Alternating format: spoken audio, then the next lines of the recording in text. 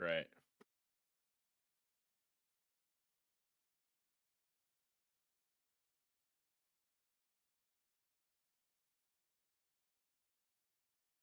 Hello, testing. One, two, three.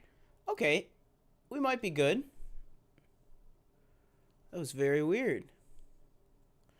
Okay, I think we might be good.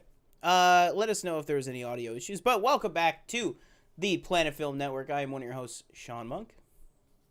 I'm your other host, TJ Cornwell, and we're gonna be talking about a lot of different things tonight. We got some news that just dropped about half an hour ago, relating to Comic Con. Talking Secret Invasion, maybe some predictions for that, which is dropping tonight. And then we're gonna get some movie thoughts. Sean's seen The Flash, so he can let us know how that was. I unfortunately didn't get to see it this weekend. Did not get a chance to. But first, I think we're gonna start off with obviously what we've been watching as we do every week, but also a little Sean called it show and tell. I haven't called it that since I was in like kindergarten probably, but I will go first real quick. Hit it.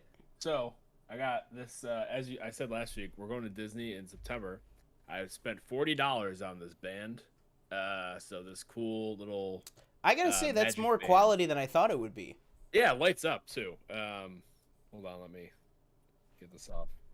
So like you can connect it to like your passes and everything, and you like you shine it on the thing when you walk in. You give them your fingerprint and that whole thing, and then yeah, I guess that's a new thing. I've been there in a while. It's also connected to your card, so you can pay with it if you want, and then you can interact with things around like the park too. Apparently, they're parks, but see it lights up, and then like it'll do like different like depending on like shows or stuff like. Phantasmic, like it'll light up during the show and stuff like that, which is cool. So yeah, that's really cool. And then other show and tell is I sliced my finger today. I was cutting a bagel and just going through it. I should have had I usually do it with a towel underneath, like a kitchen towel, so I protect my fingers, but it was like a day old, so it was kind of like hard. So I was cutting it and curved basically. Oof. So when it like curved, I like hit my finger and I was like, fucking hell. So yeah, that sucks. It's funny too because usually when I like, if I like hit myself with a knife or anything, I don't get like cut. It's very weird. Like, you've been lucky with it. I usually am very good at avoiding it, but it got me this time, unfortunately. Yeah, what do you got? Yeah, so I got a couple different things. A couple late or later belated birthday presents trickled in. So these are from my mother, fan of the show in the chat, Michelle. So because we watched The Flash together, she got me a Funko Pop from The Flash, which is a Funko Pop character that I have not had yet. So I'm very excited about that. And that is, boom, General Zod himself.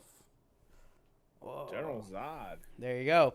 Very, very cool. And then this, eventually, because I will say too, got a lot of stuff that we needed for around the house as well. We've had our vacuum has been broken, etc., and we got a new vacuum today from Walmart. So probably gonna try and have people over at some point soon, and I know you would be interested in this. Boom. Curb Your Enthusiasm, the board game or the card game. Pretty good party game. Yeah, exactly. So you could basically, somebody puts down a situation and you have to defend why you did that. So the example is, it says you cut around a slow man with a walker to get to the bathroom first. And then you have to draw yellow cards to give a Larry excuse. Oh, okay. And basically whoever whoever has the best Larry defense of why he was right to do that wins the round. So it looks very, very, very fun. And it's it's like a Cards Against Humanity, so it's literally players 3 to 9. So you play with quite a bit of people. But yeah, so very, very cool. Excited to play that from Spin Master Games. There you go. All right. So, do you want to go first, or do you want to trade off on some of the stuff that we've been watching this week? I'll just go first real quick, So I've taken like a Succession break. These past few days, I'm currently on season 4, episode 4. So I just finished episode 3, so I'm Connor's going wedding. on to 4. Yeah, Okay. I think episode 3, the aftermath. I think it just kind of got me. Yeah.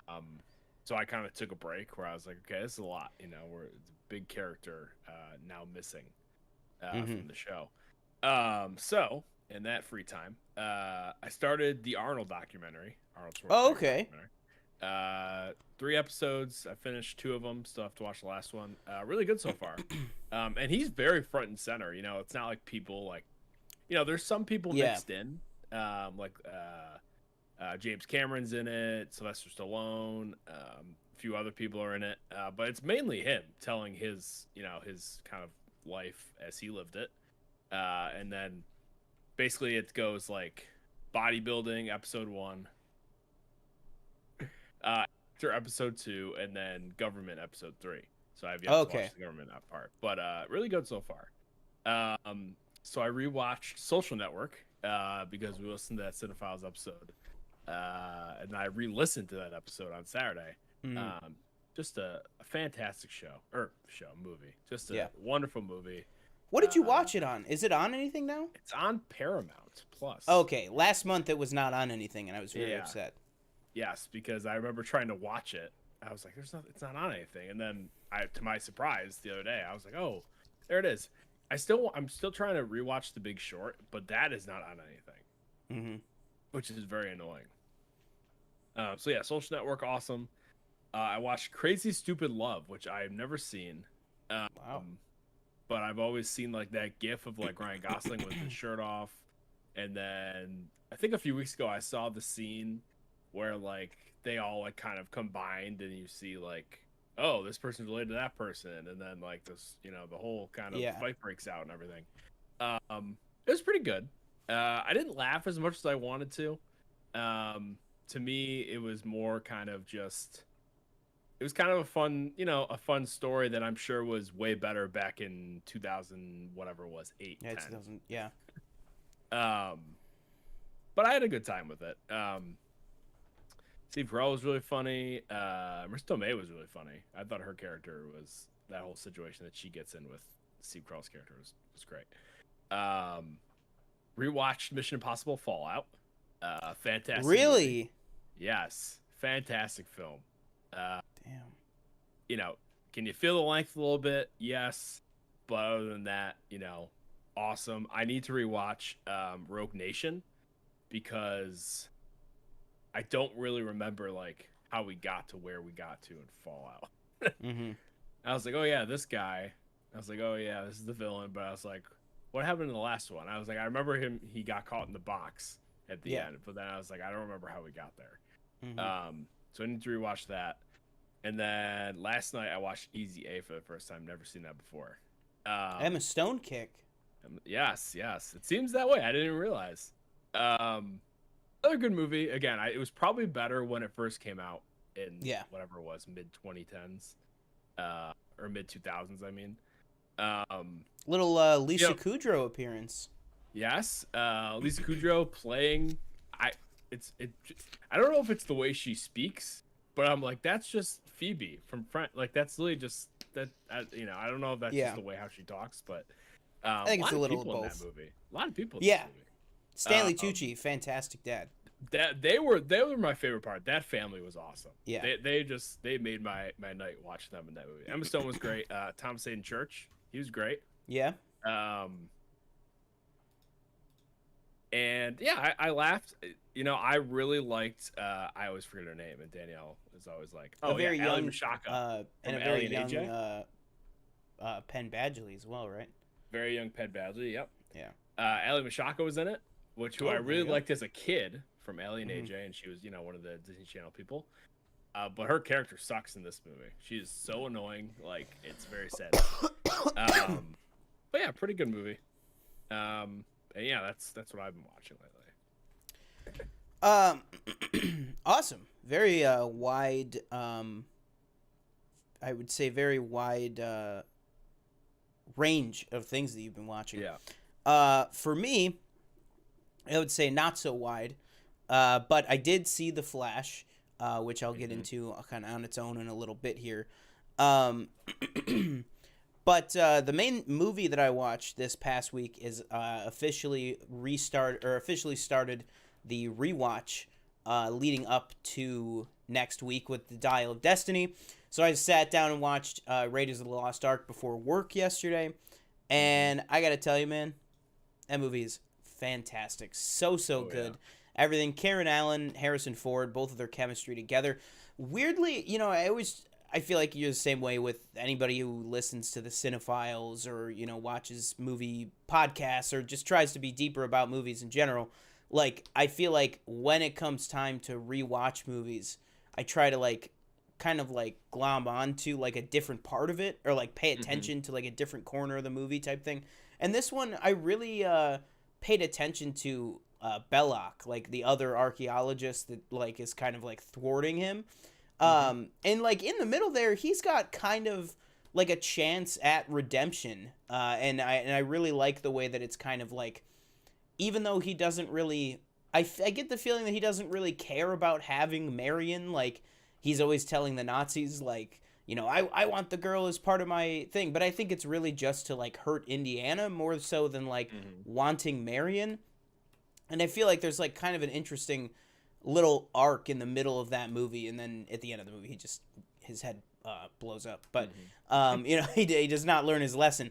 But I really appreciated that this time watching it. And then obviously John Rhys Davies, Sala, fantastic, Marcus Brody, everybody in it, really really good movie, just in case anybody was wondering about Raiders of the Lost Ark. Really really good. And then something that I'm actually excited to say, I don't know how firm of a commitment I'm ready to make to this, but I'm going to try and rewatch this stuff and do just a quick short review video about each one of these on a second time rewatch. And that is, I watched all of the brand new season of Black Mirror in one sitting the other day, which was very insane and wild 8 hours. But so we got 6 new Black Mirror episodes: Joan is Awful, Lock Henry, Maisie Day, Demon 79, and Beyond the Sea. I'm just going to give you my quick overall thoughts here. So I'm just going to give you my quick overall thoughts on season 6 of Black Mirror. I think season 3 was the first one that was released on Netflix. I can't remember if that was produced by Netflix or not, but then definitely seasons 4, 5, and 6 have all been released and produced by Netflix. And I will say, possibly controversial, I would have to rewatch it all, but I think this might be my favorite season produced by Netflix. And I know particularly Maisie Day and a little bit of Demon 79, people have been pushing back a little bit against it, because I will say it does go a little more into the kind of classic supernatural elements, a little more so than previous Black Mirror has. One of the episodes in particular very much is just a straight up, takes a complete bend into the supernatural rather than the technological stuff. And I know that people are kind of pushing against that. But I think Lock Henry, Joan is Awful, which obviously Joan is Awful is the one with Annie Murphy and Salma Hayek, and that's the one that is, it's episode 1 of the season. It's the one that's kind of blowing up on Twitter. When you see people talking about Black Mirror, it's usually the one that people have been talking about this week. But for my money, I think easily Lock Henry is the best episode of the season. It really stuck with me, permeated my brain, broke my brain when the reveal happened, because it's just one of those episodes that just constantly is leading you up this road and then taking a twist on you. It's it's making you feel like, oh, I know where this is going, and then no, you don't. And I think that happened. That happens multiple times in that episode. Again, I do really, really love Joan is Awful. I thought that was a really, really strong episode. But I think one of the best episodes, and probably my second favorite of this season, is Beyond the Sea, and that's the episode with Aaron Paul and Josh Hartnett. I thought everything that you need in a Black Mirror episode was on display in this. 2 incredible performances. Also, Kate Mara is really the third main actor in the episode, But really, it's those three. But really, primarily, it's those two of Josh Hartnett and Aaron Paul. And then if I really boil it down, it's really Aaron Paul's piece, because there's, for certain story reasons, he's got a little more screen time than everybody else involved. And man, if anybody doubted that Jesse Pinkman is the only character that he's capable of portraying in a incredible way, you are wrong. Because, I mean, the emotions and the levels that this guy was getting to in this episode was incredible. One of the best endings to a Black Mirror episode I have ever seen. So yeah, I am going to try, and just as I rewatch them, because I wanted to watch them, get them all out of the way, but as I go through and rewatch them, I'm going to try just throw up a quick 2-3 minute video of my thoughts on each of the episodes. So hopefully up throughout probably the next 2 weeks or so, I'll hope to get those up on the channel. But yeah, there's my thoughts just quickly on Season 6 of Black Mirror. Yeah, but have you checked out Black Mirror at all? I can't remember where... I mean, it's been like 4 years since the last season, but... yeah, I was just looking at the episode or seasons now. I didn't realize we're up to season 6. Like, I've seen the one from that looks like Daniel Kaluuya did in season 1. Yeah. Just scrolling through here, I watched the one with you with Jesse Plemons. Yep. Which I don't forget what season that was. That was season 4, I believe. I've seen a handful of them, but I've never been like, I'm gonna watch like every single one. Yeah. But I didn't know Aaron Paul that's what he was up to. So it's nice to see him, get more work. Yeah, absolutely. He is, without a doubt, probably the strongest performance in the entire season. Well, I wouldn't say probably. I think he is the strongest performance in the entire season. I think easily Beyond the Sea is, and it's basically, if you and Danielle, because it's an anthology show, so you can just pop in for whatever. Right. I would take the time and watch Beyond the Sea, because, I mean, it's really, truly a 3-act structure of a movie, basically. It's 80 minutes. It's an hour and 20 minutes. It's the longest of the season. It's one of the longest episodes of Black Mirror ever. And it really, really earns and deserves and needs that runtime to kind of tell the story that's going on. But it is really, really fantastic. So I would definitely, if you're going to watch one, I would watch Beyond the Sea. And then if you like that, then, maybe go into like Joan is Awful, because it's a little more like, a little more like tech oriented. And then if you really want to like break your brain, take a look at Lock Henry. I would definitely recommend those. But then, like I said too, I do think that Maisie Day and Demon 79 have some great moments in them as well. But I think there's easily kind of the best 3 episodes, and then the other 2 are pretty good episodes of Black Mirror, I would say. I'll be right back. Okay, no problem. All right, so next up, I have been watching, like I said, I have been watching Black Mirror. I did watch Raiders of the Lost Ark, and I have been continuing to play Jedi Survivor. I just consistently keep coming back to that game over and over and over again. I just think it is so much fun to play that game just at the end of the day or the beginning of the day, or when you have time, just to pop in, now that kind of the story is complete, just to pop in and play that, for, 1 to 2 hours or something like that. Really, really enjoy it. Getting excited for October with Spider-Man 2. So once I'm really well and truly sick and tired of Jedi Survivor, probably closer to like August, I would say, I'm probably going to start a well and true replay of both of the Spider-Man games. Just because obviously, I have a game that I've 100%ed that I just kind of pop into to like beat up criminals from time to time. But to really well and truly replay both of those games, especially Miles Morales, because Spider-Man PS4 I played, and then I played again before Miles Morales came out. But Miles Morales I have it's weird actually. If you I don't know how often you ever do like fire up that game, but like if you would you fire up Miles Morales, or would you fire up the first one? Because I find that myself I boot up Miles Morales just because I like his power set more, and like the winter theme. But then also Peter is like so fluid. Yeah, I'd probably end up doing Miles Morales just because I think I have more to do in that game than Spider-Man. I might have. I don't think I 100%ed the first one. Yeah. I want to say I did up till the DLC, and then I bought the DLC, and I was kind of like, whatever. But yeah, I would probably do Miles Morales before I would do the original. Did you give your thoughts on the Flash yet? I have not. Okay, I just want to break something up just because I want to have your thoughts. It's not movie related; it's actually just like news related. Mm-hmm. What do you think about this this vessel that just like disappeared in the ocean? I think it's very sad if those people are most likely no longer with us. Probably not. If they are ever to be found, probably not going to be found alive. But that being said, I mean, I'm kind of with everybody else of if you're like, hey, we're doing tours of the Titanic, and somebody told me that the ticket was only $250,000, I would be like, what's wrong with it? Why is it like, I don't know. You thought only?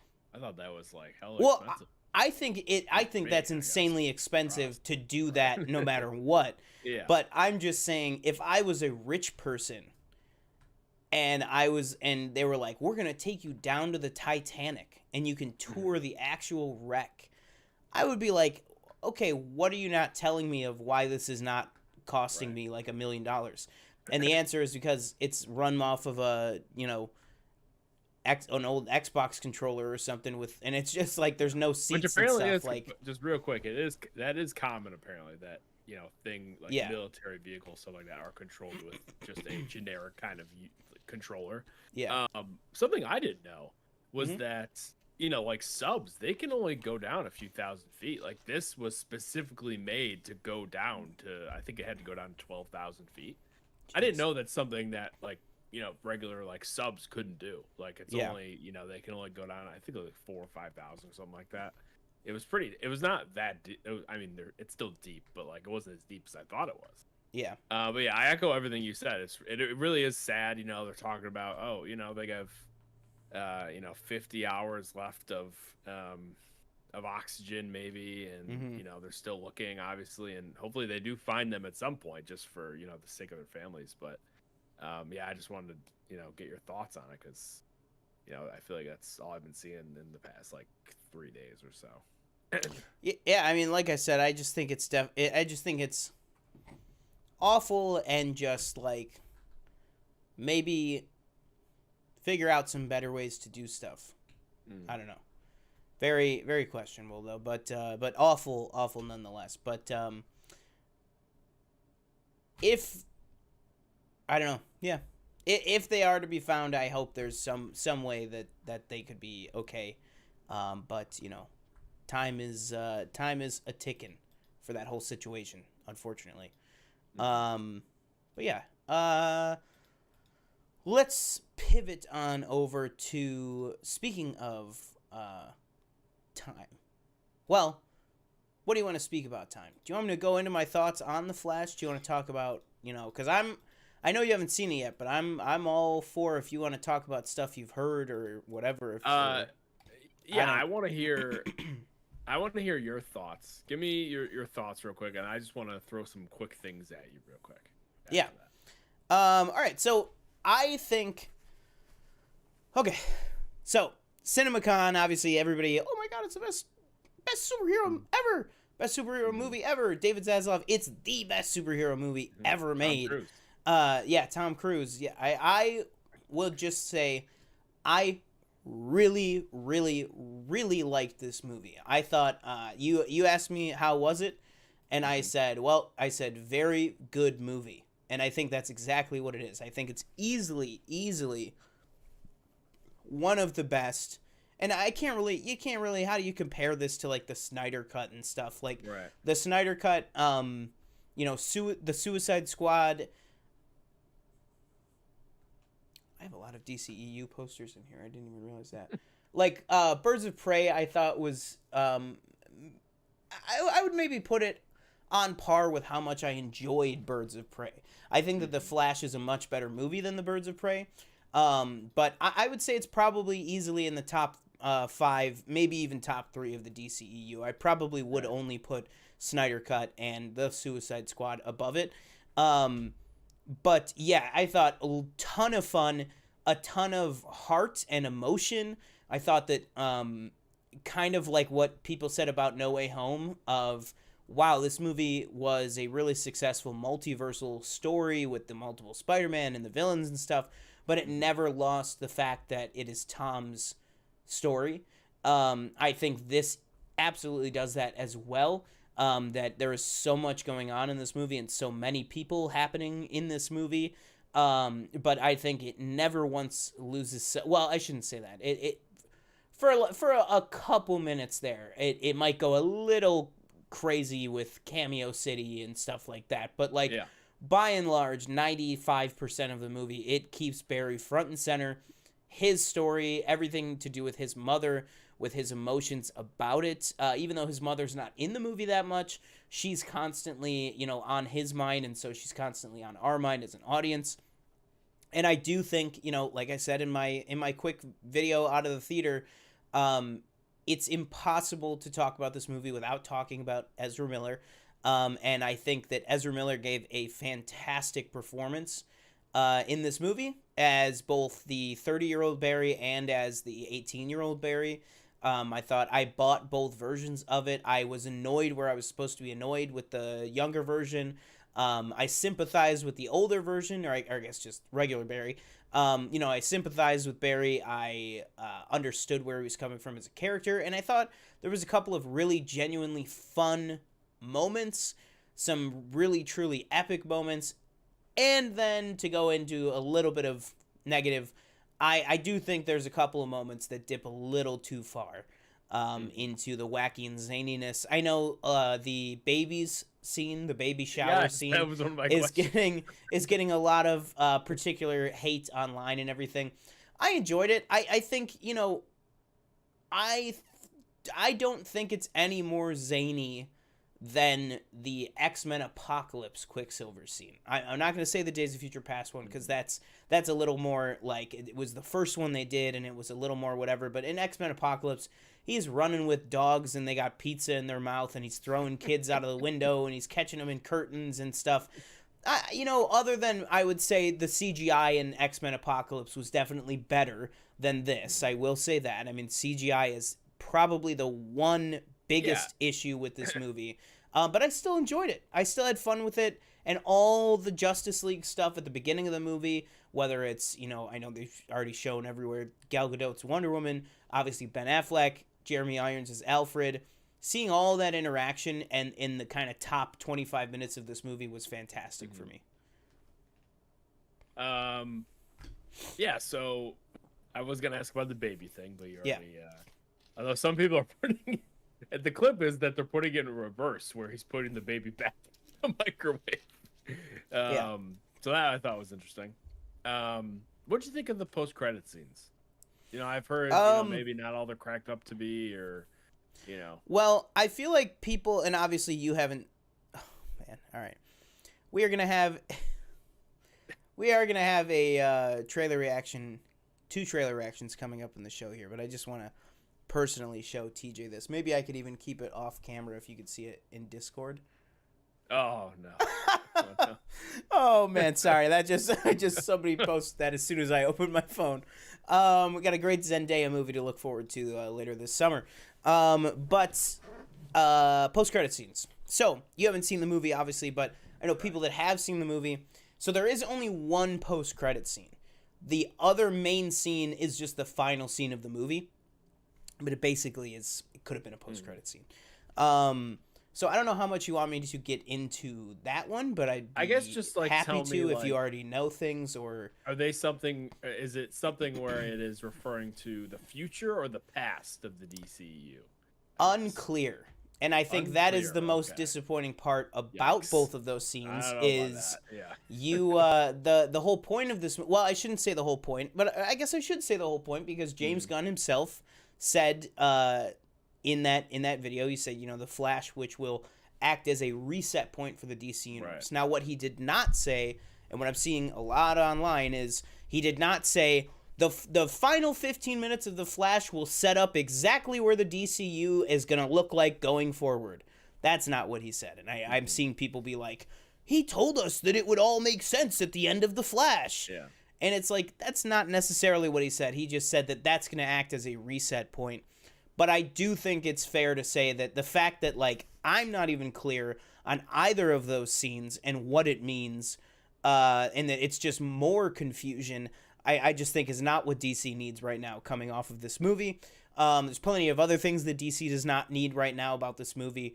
Not even talking about the Ezra Miller situation, talking box office, which we will talk about in a little bit here. But yeah, the post-credit scene itself, to me, was just like the Grandmaster in Thor Ragnarok, which I know I've said many times on the show, is one of my least favorite post-credit scenes ever, just because it's not even clever like the Captain America one in Homecoming of the, like, you've waited so long for so little. Like, it's literally just, I hate the throwaway post-credit scenes. And the post-credit scene in this movie was just a pure throwaway. It was just another appearance, a fun little bit of banter. Oh, throwaway, interesting. Okay. Yeah, well, I would say the scene at the end of the movie, I think, has the potential to not be a throwaway.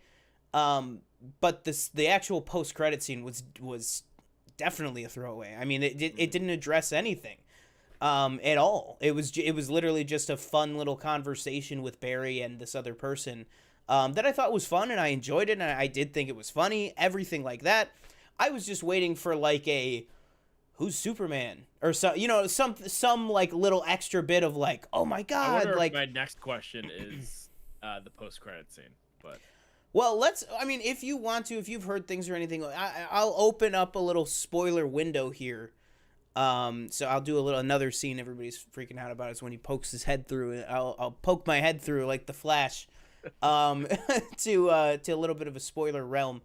So yeah, you can ask me whatever. So I've seen this on TikTok. I've seen things alluding to it, and I think I've seen the quick like scene. Is Nick Cage in this movie? That is not at all what I thought you were about to say. No. Yes. Yeah. Okay.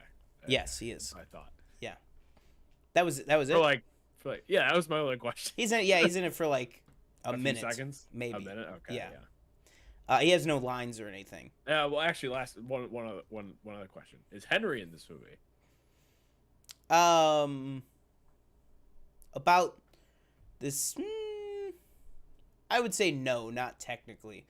All right, so maybe it's like Superman is in this movie in like footage and stuff, right? And yeah. Henry is not like a new appearance. I don't think that I think they use his Superman in a couple of different ways in a couple of different very quick moments. It's not like Batman or Wonder Woman where they're actually in the movie, but it is Henry.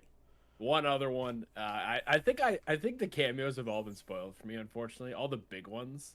Yeah, I would say definitely not all of them, because there are some cameos in this movie that no one is talking about, well, and one in particular that I know you are gonna lose your fucking mind at. Maybe it's the one I'm about to say. Oh, okay. Am I correct in saying Clooney is also in this movie? Oh, okay. You want the? I mean, well, all right. I mean, I've seen the clip on TikTok. Yeah. Yeah, that was the one that I really was like. I really was like want to see anyone's reaction to that moment. But yes, absolutely, he is. That's all I'll go. That's all I know. Yeah, that's the final scene of the movie. Is he goes to he's back to regular reality, and then Bruce calls him and is like, "I'm pulling up right now," and he's like, "All right," and you can kind of hear that it's a different voice, and then he steps out, and it's George Clooney, and he's like. It's the F-bomb of the movie, and he goes, "Who the fuck is that?" And he goes, "Barry, what are you talking about?" And he goes, "You're not Batman." And then he goes, "We're in public." And it's like, they have the same suit, like the no, it's this. Suit have like nipples on. It's just him as Bruce. Okay. Got it. And actually, not a question, but something I did see on Twitter was that there was like a Cesar Romero like thing that they were gonna do that they cut. And I don't know. I think there was one other one that I think just as like potential like cameo things. Yeah, that they cut. Yeah, I once you see it, I'd be very happy to talk about. I have another one in my head all that the stuff. I don't know if it happened or anything.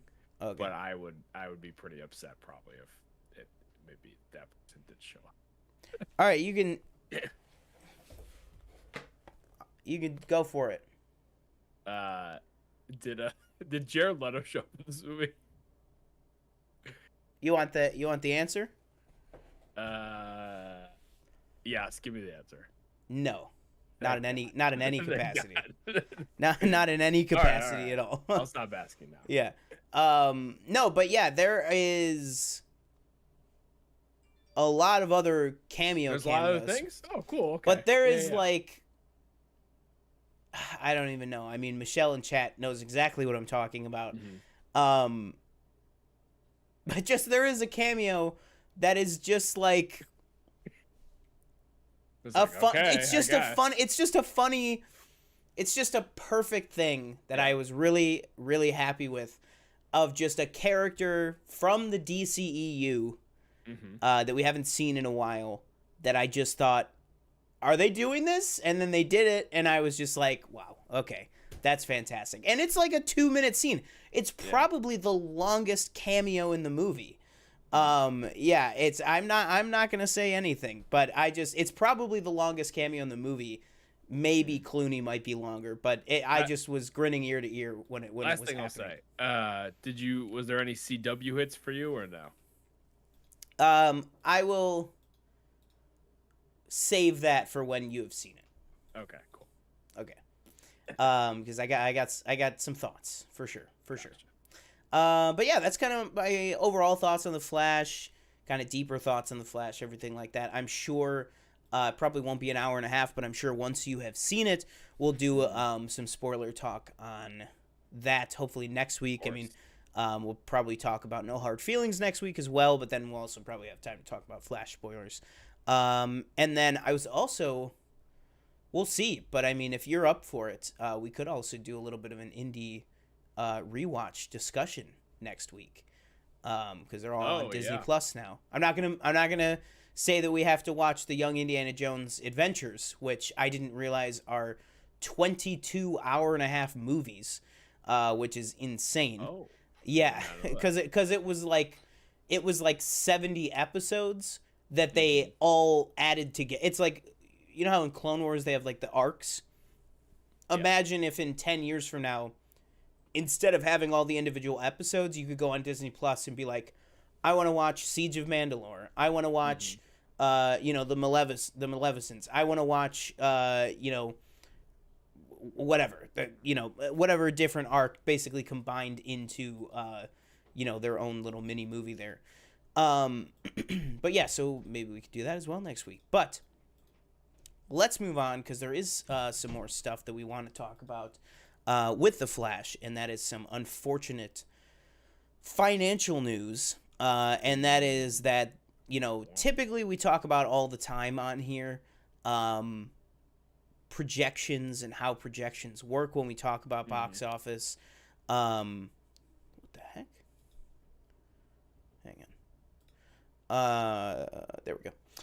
When we talk all the time about box office, we'll refer to, the projections had it at the projections are put out by the studio, by the parent company. So like The Flash, those projections would have been put out by Warner Brothers Discovery. Elemental, those projections would have been put out by the Walt Disney Company, not necessarily Pixar. So it basically, just like important to note, when I'm talking about the projections for The Flash, it's not like James Gunn and Peter Safran are sitting down in a room and going, let's say 70. It's like the Warner Brothers parent company accounting department that goes into all that stuff and box office tracking and everything like that. So this is not something that like James Gunn just like spouts out, or even like Pete Docter at Pixar. He's not like, let's say Elemental's going to make 25. It's not arbitrary. But normally a studio will lowball the projections so that then when the movie comes out, it will cash in to an even higher amount, and then it can say, oh my god, it beat the projections, we're so proud of the movie, etc., so forth, everything like that. The big story here is that the projections put out for The Flash put it at $70.1 million. When the actuals came out Monday morning, it was a very, very different story, and that is that The Flash opened domestically at number one, yes, but at $55 million, which is obviously $15 million lower than where Warner Brothers was projecting it just one day earlier, which is never the situation that you want to be in. The movie did clean up with $61 million on the 4-day weekend because it was Father's Day weekend, and obviously Juneteenth as well.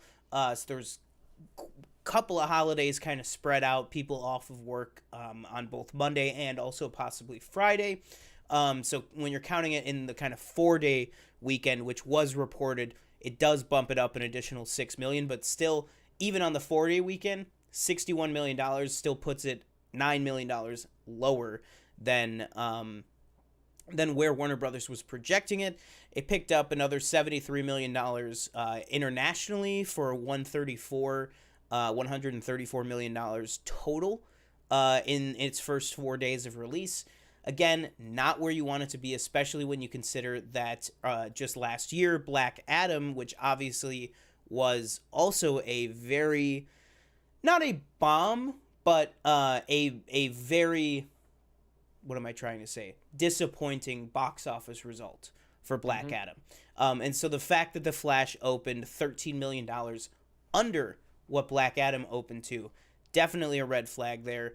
Obviously, we can go into, whatever may have caused that or anything like that. But before we jump into that, let's just go through the top 5, which is Elemental coming in at number 2 with $29.6 million. Spider-Man Across the Spider-Verse almost beating Elemental in Elemental's opening weekend. Spider-Man coming in with $27 million, almost exactly for the number 3 spot. Making me happy because this is a movie that I did enjoy. Transformers Rise of the Beast again stays in the top 5, coming in at number 4 with another $20.6 million, which for its second week with all this stacked competition, the fact that Transformers made another $20 million, really, I'm happy for that movie for sure. And then also Little Mermaid staying strong in the top 5 at number 5 with another $11 million. Then dropping out of the top 5, we have a couple different ones. The Blackening, which is a studio comedy, a studio horror comedy that came out this week, coming in at number 6 with $6 million. Guardians dropping down to number 7, picking up another $5 million. Then Boogeyman, Fast X, still plummeting very fast. I will tell you, that is, without a doubt, our lowest performing movie at least the theater that I work at. I mean, we've taken Fast X down to just matinee shows. We don't even show it at night. Can you, real quick, just click on for like the full detail? Fast X? Yeah, absolutely. What are we at? Okay, $6.95. Okay, yeah, so this is like franchise projector. Yeah, see. Yeah. Oh, absolutely. Yeah. Let me actually. I know we haven't done this in a while, but let me try to. Oh, there we go. Boom, pulled right up. All right. I haven't cut to the website in a little bit here, but yeah. So you can see right there what TJ's talking about. I mean, and we've talked about this when the movie came out and looked at its opening weekend and everything. Again, I still think it's going to be tough for this movie to turn a profit, but I think now we're in the. I always wait for Dan Murrell's full in-depth review because he has all the percentages, everything broken down. But from where I'm at, you're talking $300 to $350 million budget, one of the biggest marketing campaigns of the year. So that's easily another 250. I don't even want to think about, maybe even more for prints and advertising for this movie. So you're looking at a necessity of $700 million just to start turning a profit, just to recoup your money. And it does look like it's going to get to that. But again, you're looking at the split here between domestic and international. I mean, this franchise really has separated from the domestic audience big time. I mean, only $142 million, making almost the entirety, about 70% of its box office back in other markets, not here in the States or Canada or Mexico, not here in the domestic territories. Which, again, we've talked about, it is going to be very interesting to see what happens with these sequels here. But something that is exciting, and a movie that I am excited to see, is Asteroid City, getting a lot of hype. Not just regular Wes Anderson hype, but people genuinely saying that it's one of his better films in a while, which makes me happy because personally I think he's been on a little bit of a wonky, a little bit of a sophomore slump, whatever you want to call it, since Grand Budapest, just in my opinion. So I'm really excited to see this movie. This actually came out a couple days beforehand, and again, we talk about how important projections are. Asteroid City opened up this past weekend in, I believe, 12 screens, 6 screens. I apologize. It opened up in 6 screens only, so in New York and LA, 6 screens only, and it was projected that it would have the highest per screen average since, I believe it was, it was some A24 movie, I forget what it was, but the highest per screen average, per theater average, since the pandemic. So, since a very long time ago. And it actually blew those projections out of the water. They were anticipating over the 3-day weekend that it would bring in about 700,000. It brought in well over 800,000, and the movie itself, just in those little markets for the last 2 weeks, is already at $2.7 million, and then it's rolling out to a full wide release nationwide this weekend. So very, very excited for that movie. It's probably going to be a pretty reasonable hit for Wes Anderson, which I'm excited for, and I hope the movie's really, really good. What do you want to pick apart here? Yeah. What do you want to touch on with the Flash's performance, Elemental, anything like that? I want to talk about the Flash. Let's go for it. So what do you think? Like, obviously this is way below than everybody was expecting, I think. What do you think is the cause? I still doubt. I think people who are starring in a movie and the stuff that is going on in their personal lives, whether it be good or bad, maybe does have some sort of, however tiny, an effect on a person going to see something. But I don't think what happened with Ezra Miller did this. I obviously everybody saw like you said earlier, the reviews of the Flash coming out of CinemaCon. Oh, best movie ever, not best movie ever, but best comic book movie ever, a revelation for the DCU, blah blah blah. Tom Cruise, oh my god, I loved it. I had to call Andy Muschietti, tell him how great it was. Yeah. Is it just maybe that when the reviews started coming out, leading up to the release, that it was kind of, mixed. It wasn't overly like, oh my god, this is, better than Endgame, better than Infinity War, better than Civil War, or Winter Soldier. What do you think about that? I think for sure. First of all, I've been thinking about this a lot, and I think where this movie needed to be domestically, it needed to be in the 110 range domestically. This thing needed 250 opening weekend to like stand a chance. You know what I mean? To get there, to go the distance. 134 is terrible. I mean, there's really no. I know the episode I said on the thumbnail, flop ? Again, it's important to follow these movies, check them week to week, because the story can change. Avatar 2 flops opening weekend. It goes on to make $2.4 billion. You know what I mean? Right. Same exact thing happened with the first Avatar 13 years ago, whatever that was. This, I gotta say, I don't think is going to be what happens with this, because you have Indiana Jones coming out right on its tail. You have No Hard Feelings coming out next week, which the talk on that movie has been going through the roof, and I think you're going to see a lot of 20, 30, 40-year-old married couples. I think you're going to see a lot of movement towards that movie. I liken it to the John Cena Blockers, that Blockers movie with John Cena. I think it's that crowd. I think it's the tag crowd. I think it's the game night crowd. I think those people are going to show up for this movie, and I think No Hard Feelings may be a pretty decent hit of this summer. Going back to The Flash, I think, yes, the Ezra Miller situation, of course, had a bearing for some people. But the problem is most people don't watch Entertainment Tonight anymore. You know what I mean? This is not... I used to watch Entertainment Tonight with my mother every night.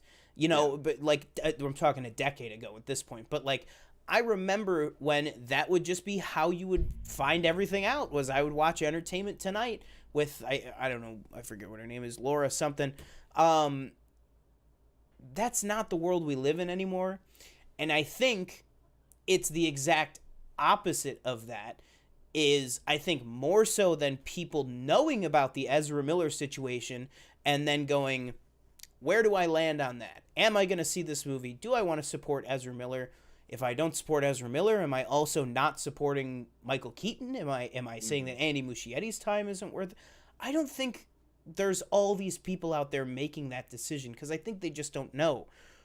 What I have thought about, how do 20-year-olds, how do teenagers, how do they find out about things? Who from The Flash did a Wired autocomplete interview? Who from The Flash was on Hot Ones? Who from The Flash did so-and-so gets interviewed with questions with puppies? You know, there's no marketing for this movie. Like, I mean, there's marketing in the terms of trailers and everything, but there's no press. You know, look at something like Guardians of the Galaxy. That is Guardians of the Galaxy Volume 3.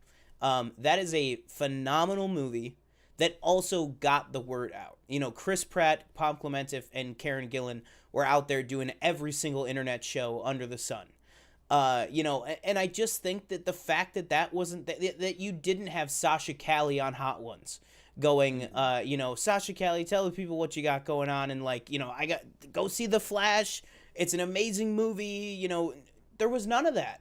And I genuinely think that a lot of people underestimate the reach that those internet shows have in promoting projects. I really just think that is a huge part of it, is that you're not going on YouTube and seeing Ezra Miller and Michael Keaton, you know, autocomplete interview, or the one where they like move the water on the table, or like all these different shows that is now just like expected with all these huge spectacle movies, just wasn't there for The Flash. It was there for, look at how many videos there are online of Shameik Moore, Jake Johnson, and Haley Steinfeld for Spider-Verse. Look how many videos there are of Indiana Jones. That's how you dominate the conversation, and the fact that there was none of it. And then I guess you can link it back to the Ezra Miller situation, because whether it was warranted or not, Warner Brothers made the decision to cut all of that from the marketing. And I think that is, in my opinion, probably the biggest thing, is that if you went up to a college kid and said, hey, when does The Flash come out? They'd be like, there's a Flash movie coming out? Because they don't see the 30-second clip on TikTok. You know what I mean? They see the trailer that pops up and then they swipe away from it, but they don't see Sean Evans talking to Michael Keaton or something. That is, in my opinion, I think the biggest reason, is that it lacked that traditional blockbuster marketing push that every other blockbuster takes advantage of. I don't know. What do you think? Do you think I'm like reaching on that, or what? Like, because I just think that's really important to get a big portion of the audience in these days. No, I agree with you. Especially just, you know, like you say, scrolling TikTok. Like, I feel like I didn't see a lot of those kind of, you know, quick 30-second ads that you would see. Yeah. On any kind of platform. And like you said, I feel like, you know, the stuff that went on personally, that kind of ties the studio's hands as far as those shows that you mentioned, like the Hot Ones, or the autofill like questionnaire that I think Variety does, or you know, all those Variety, GQ, like, right. I think you know, I agree with you. Maybe it all does kind of come back to that, just because of what happened. Now we're cutting the advertising. Now we're losing that reach without the advertising, and you know, our box office is obviously suffering. But yeah, I do agree with you on that. What do you think about and then what about Elemental? I really don't know anything about the movie. I've seen the trailer before another movie, and that's about it. I haven't seen anything else regarding it. So I think that Elemental, there it is. like, what the hell? I think that Elemental, more than anything else, is exactly what everybody's been talking about, and I was very happy to see Pete Docter, the CEO of Pixar, coming out and saying, you know, kind of poking the bear of Bob Chapek, even though, you know, you could kind of get away with that because he doesn't have any power anymore. But, like, he straight up said, I think a big problem is that our past marketing moves have been to condition parents that Pixar is for watching at home. And I think that's just a huge... Condition me to do that. Yeah, I think that is just the reason. Like, I genuinely don't think it's anything else. Yeah, you could say there obviously is a craving for things like Spider-Verse, for things like this new Teenage Mutant Ninja Turtles movie. Hasn't come out yet, but, you know, you're seeing a huge conversation around the way that Turtles movie looks that you weren't seeing with Elemental. People on the internet, or people, you know, influencers, they would say, man, Elemental looks great. I don't know why it cost $200 million, but, you know, it visually looks great. And then there's also, I think, too, the word of mouth. You know, it's not... When you have a Pixar movie come out, and it's... Because, like, look at Turning Red, right? Turning Red had... If it went to theaters, would have had incredible word of mouth. Everybody loved Turning Red. I thought it was a fantastic movie, but it was cut off at the knees by being put on Disney Plus. Then you look at something like Lightyear, and they go, all right, we're bringing Pixar back to the big screen. Let's go. And then, boom, poor word of mouth. Lightyear's also a failure.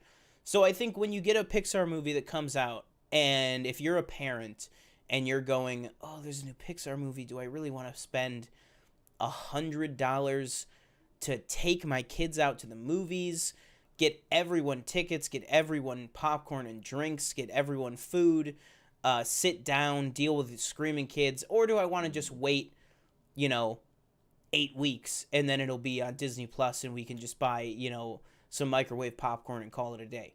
You know, I think there's just no math there. And I think that Disney has really done that to themselves, particularly with these young animated movies.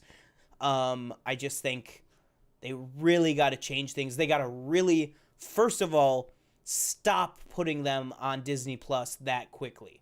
I know they've done that for their live action films. It's, you know, you'll get Avatar. Avatar was 7 months before it hit Disney Plus. You know, the Marvel movies, it's going to be a long while before you see Guardians on there. You know, it's not going to turn around and be on streaming as quickly as even Ant-Man, right? Ant-Man was 3 months. For a while there, it was like Doctor Strange, Love and Thunder was just like, boom, 8 weeks, it's on Disney Plus. Boom. I think you're going to see a big separation with that. And then I think making that change is important. But what's even more important is teaching the parents, hey, you're not going to be able to, you know, like you said, you're going to wait until you see this on Disney Plus. I think it's important to make the change and say, hey, we're going to give it 4 months before it goes to Disney Plus. I think it's even more important to tell everyone, hey, this movie is not going to be on Disney Plus right away. Don't think that we'll wait a couple weeks. You're going to be waiting months, and your kids are going to be wanting to see this movie, and you don't want to deny them that. So get out to the theater and check out, Elio, the next Pixar movie, you know, whatever it might be. But I think really that is just the one issue, is that they just condition people for 2 years to stay home and watch Pixar at home. That's what I think. What about you? Agreed. Yeah, a lot of it. I think it's a mix for me. You know, I have watched, I guess, Pixar movies at home more recently, as well as I feel like I can wait. Maybe, you know, I'm not really rushing out to see this one as well. You're also not a little kid, so it's right. Yeah, fair enough. Yeah, a ton of new movies also coming in the coming weeks as well. Yeah. But yeah, I'm kind of same as you. But I definitely want to check it out, like when it comes to Disney Plus at some point. But they also have to kind of find a way to, you know, build that kind of train parents or whoever out of that.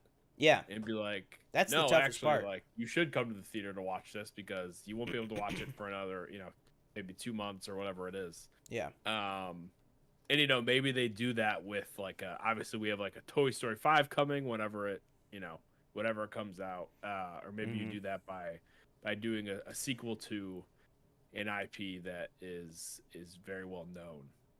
Maybe that's how you get people back for those Pixar movies. Check in on Planet Earth, Wall-E 2, after all this time. Yes, yep. So I don't know if you want to do the reactions, but I just want go to IMDb and just look at the first image that pops up. You'll get a kick out of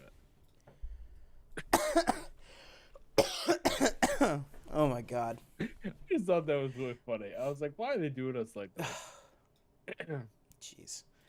All right. Do you want to close out with the reactions, or do you want to do those and then talk a little Secret Invasion to close out? You know what? Let's close out with the reactions. We'll do Secret Invasion. All right. So, you saw it in the thumbnail here. We want to talk a little bit about Secret Invasion. It was kind of big news last week that they were like, "Oh, Secret Invasion debuts on Rotten Tomatoes with a 40% or something," and it's like, first of all, these reviews are accounting for a third of the overall product. So it's kind of hard to say, judging the entire series off of 2 episodes, because people were coming out and going, well, that's it. Secret Invasion at 40% on Rotten Tomatoes. It's terrible. Now, you give it a couple days, give the critics a chance to frickin' log their reviews, because when all those articles went out that were saying Secret Invasion's at 40%, there was like 10 reviews. Now there's 64 reviews, and Secret Invasion is at 69% on Rotten Tomatoes. And again, I think it's important to keep in mind, the only thing that critics have seen so far is the first 2 episodes. So to compare it to Barry season 4, the critics were given, the screeners that were sent out was for the entire season except for the finale. So that's a really good way to indicate, okay, how the overall season is going to feel. So keep in mind, these reviews are only of the first 2 episodes of a 6-episode season. That being said, Secret Invasion is holding it at 69%. I know we've got, a lot of people, critics consensus on Rotten Tomatoes here. It just says, a well-deserved showcase for Samuel L. Jackson. Secret Invasion steadies itself after a somewhat slow start by taking the MCU in a darker, more mature direction. So obviously that is something that, a lot of people have been clamoring for, a lot of people have been hoping for, and specifically hoping that would happen with this season, or this series in particular. So what are your kind of thoughts on the overall critical reception so far? And then why don't you take us into just what are some things what are some hopes and dreams for this series? That we hope for with this Nick Fury series. Yeah, I'm excited to see what the reception has been to this show. We've gotten a little bit of a break from Marvel content in general in the past, I'd say month and a half, correct? Yep. So it was really nice to see that they're coming back with Secret Invasion, and it's pretty much saying that it's good. It's there's some mixed reviews in there, obviously. But it seems to be that, Feige and the crew are steadying the ship with Secret Invasion, and hopefully good things going forward. I'm really excited to see Olivia Colman and Emilia Clarke and see what they can do in this series. Hopefully they have a, maybe a longer stay in the MCU going forward. This series is the end for them, I hope. But I'm really excited to see them, as well as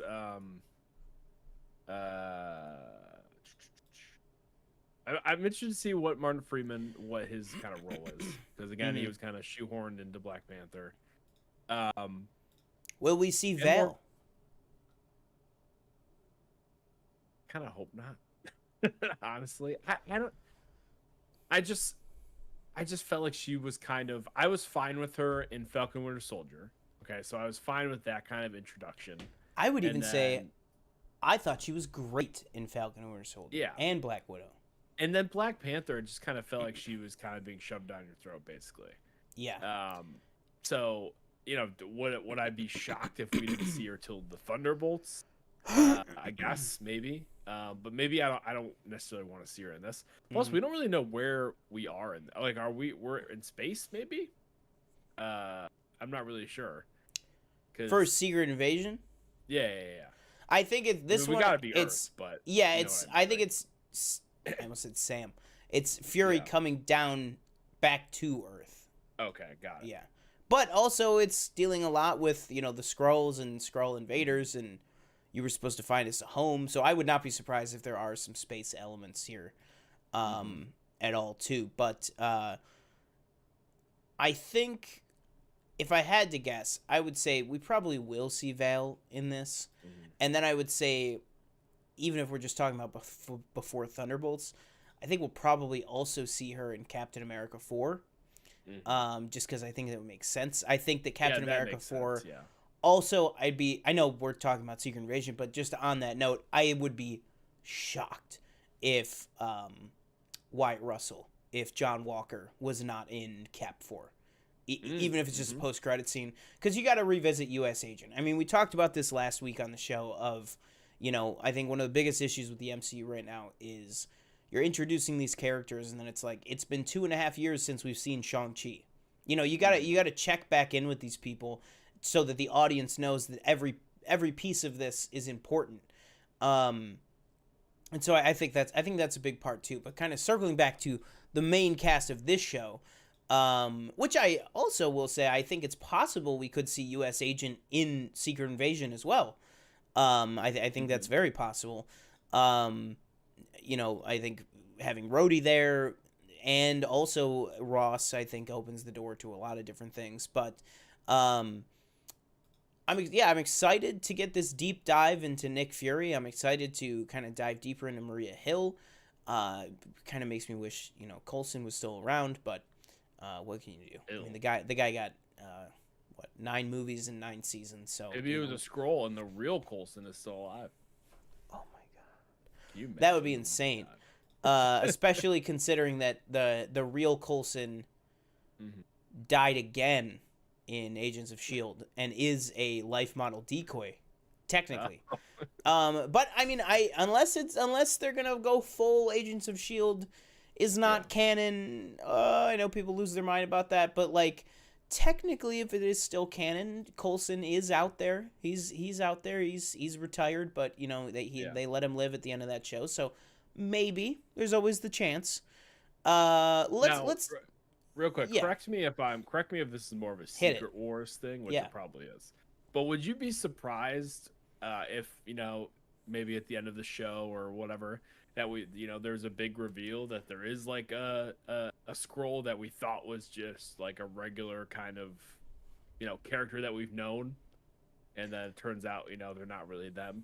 Would you be surprised with that, or do you think that's more of like probably a Secret Wars type thing? Oh no, I think for sure that was literally going to be the next words out of my mouth was, if we take the known Skrulls out of this. So if we take Gravik with Kingsley Ben-Adir out of this, let me pull this up for you guys. So if we take Kingsley Ben-Adir out of this, if we take Emilia Clarke out of this, if we take Talos out of this, out of some of these people that we know are going to be in this show, who do we think could be a Skrull? I mean, do we think that we're going to get a reveal that Rhodey is going to be a Skrull? Also, do you think that the show is going to be like revealing every episode that like people are Skrulls, or do you think it's going to be just like kind of a couple big ones towards the end? I think it'll be a couple. Yes, I think a couple towards the end. I think you can't rely on every episode to be some sort of reveal. Yeah. Maybe you do one at the end of the first one, and then do another one till the very end of the season. Or do we know if this is season 1, season 2 type thing, or is this just season I would 1 assume it's probably just going to be a limited series, but I feel like what does that even mean anymore? Like I think it's just one of those things of like, if it's successful enough, probably in a while, probably no time soon, but I think we could probably get another season of like a Nick Fury show, whatever that might be. But I think probably for Secret Invasion, probably just one season. what was I just gonna say? I was just thinking about something and it completely just blanked out of my brain. I love it when that happens. Damn.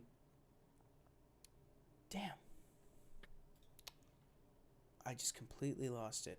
Oh, right. Do we think that we get Harrison Ford in this series? Because we know Rhodey is described as the president's right-hand man. We know that Dermot Mulroney is going to be playing the president of the United States in this. And we know that Harrison Ford is going to be playing the president of the United States in Captain America 4. So if I'm filling in the dots correctly, that would mean something's going to happen to Dermot Mulroney in this series. So do we perhaps see the vice president, if Ross is the vice president in this series? Do we potentially see Harrison Ford in this, even if it is a kind of Vale-esque, appearance in the very last episode? Yeah, you bringing that up, I think that's definitely a possibility. Mm-hmm.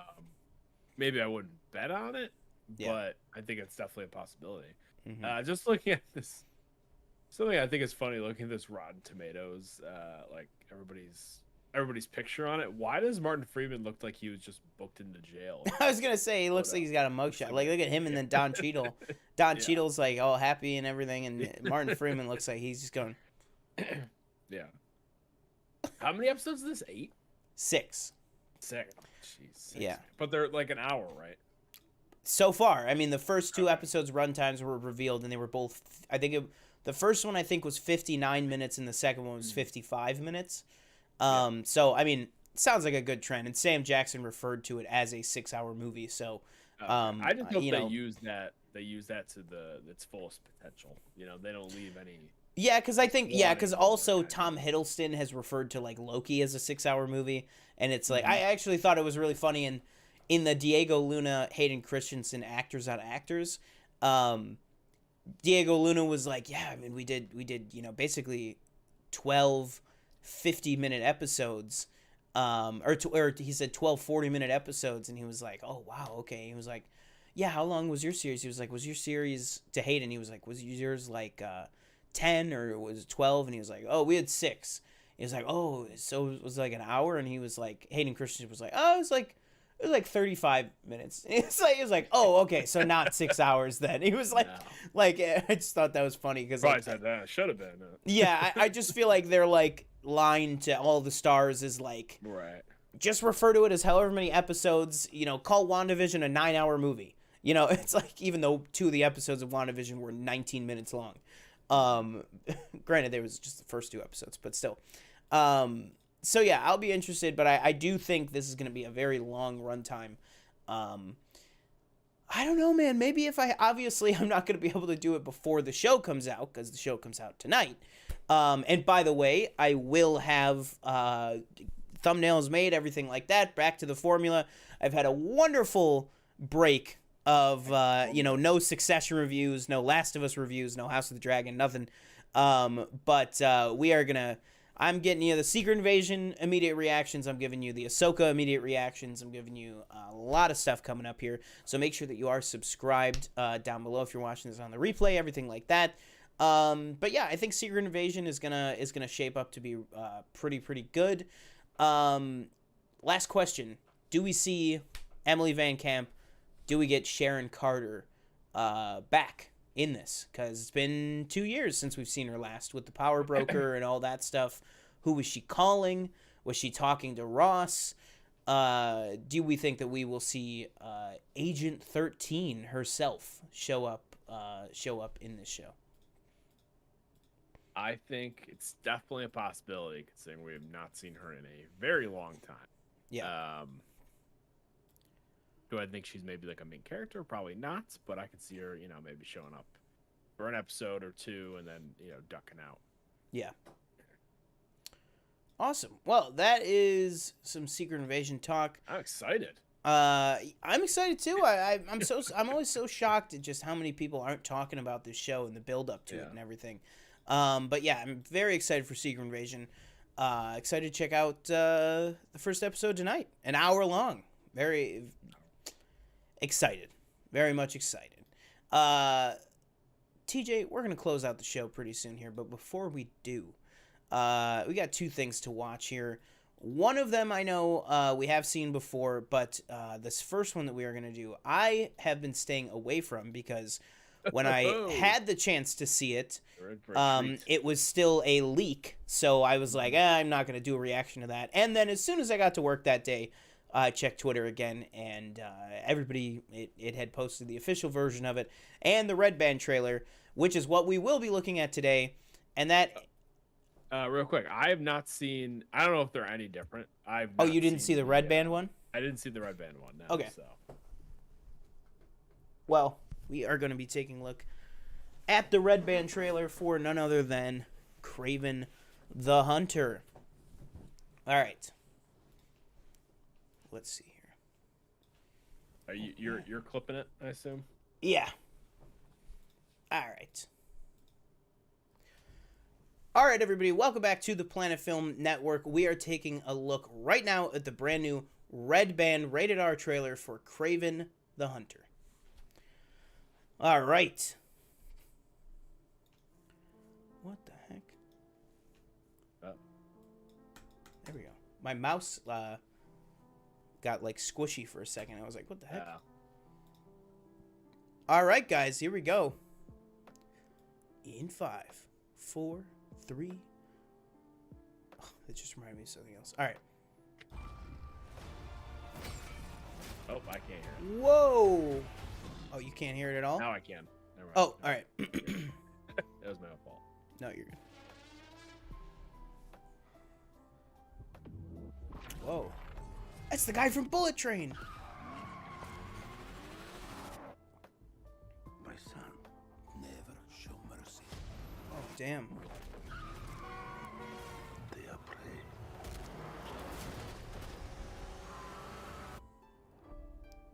We Wow. are predators. Ugh. The I didn't Pope's even know exorcist Russell Crowe was in himself. this. Boys, Hey, he's playing Zeus. she died because you sent her away. She was weak, sick in her mind. Oh, shit. You know my Connor Roy's mom? Yes. Is this Succession? Power is about strength. If you show weakness, Damn. you will give our enemies an opening. It's pretty abusive. Shoot. Oh! Wow. He's weak like his Simba? mother. Leave him. What happened that day? Whoa. What is that? In the face, and for the first time. Wait a minute, he's not English in this? Who made that decision? This hunter. They say he uses a connection with animals to track his prey. And once you're on his list, there's only one way off. The 6 of us, and only one of you. There's 6 of you now. Oh, got him. Oh, you're gonna love this. Oh! Whoa! Why do you hunt? My father Ariana DeBose is in this? They're gonna leave. I take it out. Oh, wow. Whoa! Some kind of honor. You are exactly like our father. Just another man hunting for a trophy. We're murderers. Isn't that what he taught us? Wow. You don't get to do that to me anymore. Oh, spiders! Mr. Taglin? Mr. Taglin? Where's Mr. Taglin? Oh, you're standing in him. Ill. Oh my god. Whoa. Is this Green Arrow? Lunatic. Oh, you just figured that out now? It's Morbius! Oh my god, is that Milo? Wow. There is an animal in each one of us. Don't you want to know why they call me the Rhine? Why are they calling me the Rhine? Paul Giamatti! He's back! Oh man. God. Wow. Well, okay, so look at those eyes. First thing I want to say is this is the origin story? That like this is this comic accurate? I don't believe so. I mean, I was don't always know. under the I'm not a big impression Craven. that Craven was just like, I get like, you know, he's obviously he's a hunter, but he just has like he didn't get the blood of a lion or something. Yeah, I like, don't he know. couldn't I don't know why communicate with animals. he's got I Heimdall could be eyes. wrong. I don't know, but yeah. First reaction, I'm gonna check it out. Obviously, I've checked out all of these other Sony, you know, The Spider-Man Spum villain movies, Sony Yes, Pictures universe of Marvel movies. Yeah, correct. It looks interesting. You know, it does really looks like a Morbius 2 kind of. Yeah, especially with the running but on walls. I mean, that the not a running good on look. walls thing.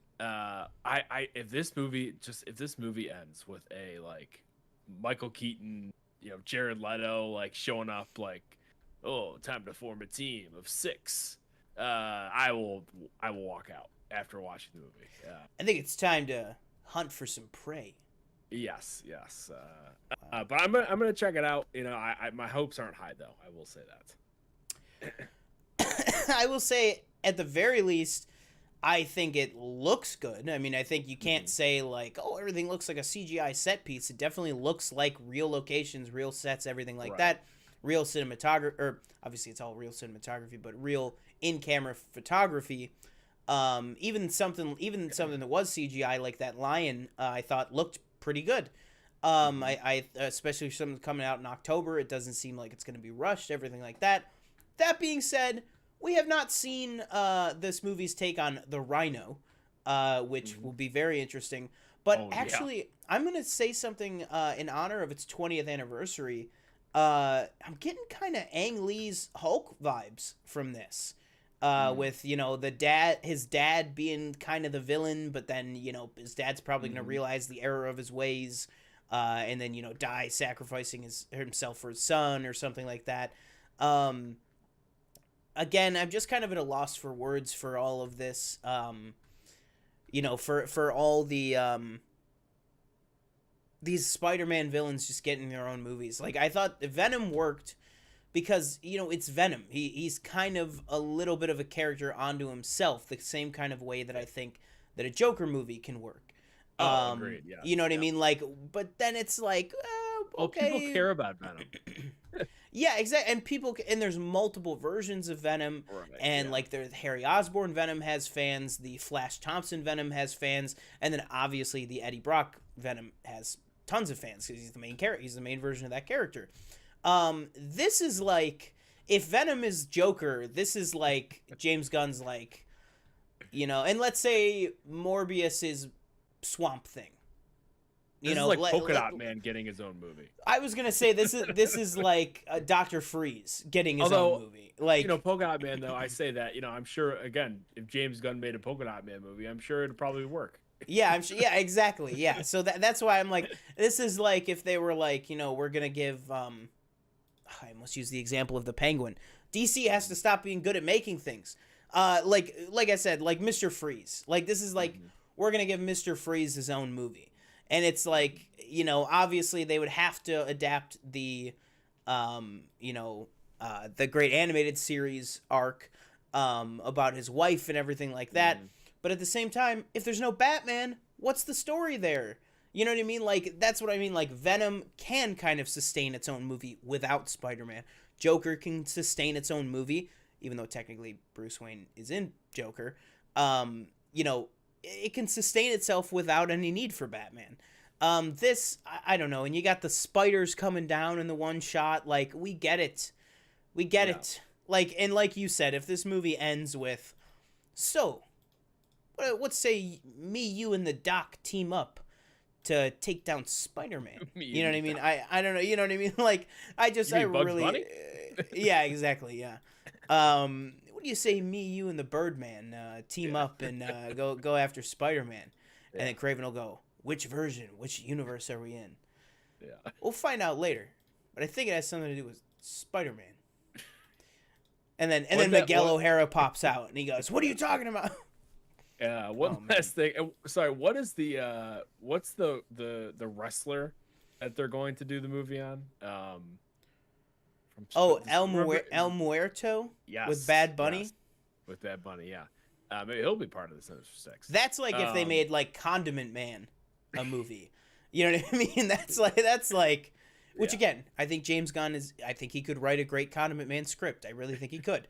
But like, you know, I don't think we're gonna get somebody like James Gunn to write the El Muerto movie. Yeah. With Bad Bunny attached. Real quick, I'll just say, reading this off Dexerto.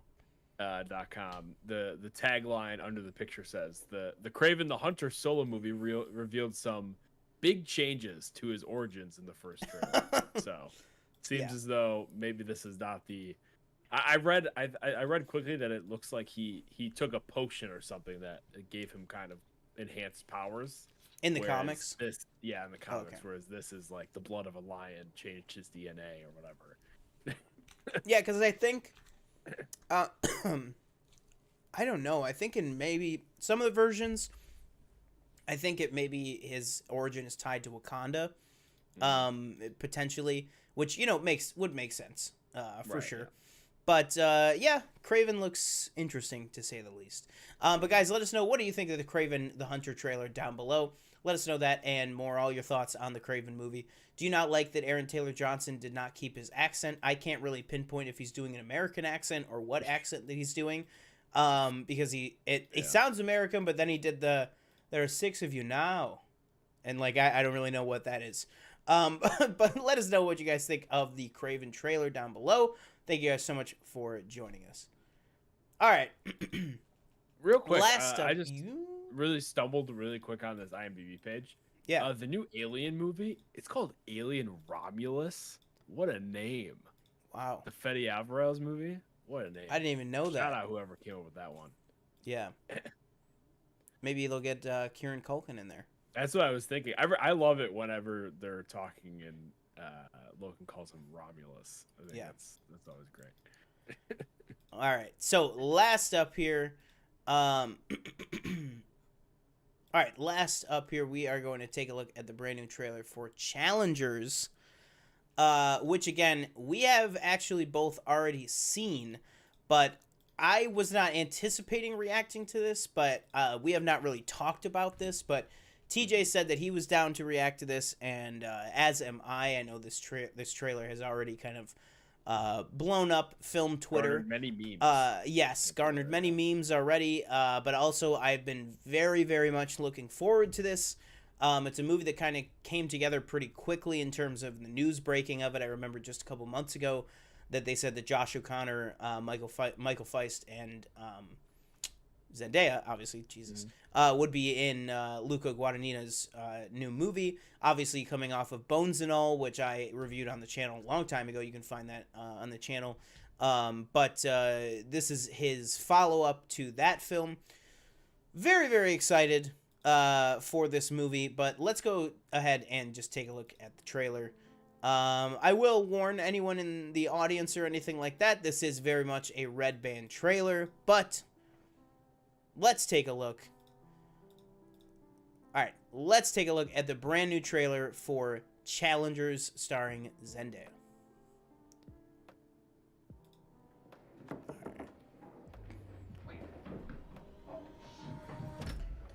Also, this movie looks incredibly good. I just can't. Tashi Duncan, she's gonna turn a whole family into millionaires. She'll have a fashion line, a foundation. You were incredible Man. today. What a shot. It wasn't even like 10. I know, the way that, like, that's is such a great shot. Uh-oh. Hey, come hang out with us later. Uh-oh, hang on. Oh, what happened? I don't know, we lost the trailer here. Oh. What the heck? Oh, yeah, I see it, like, disappeared on the thing. That's weird. Yeah.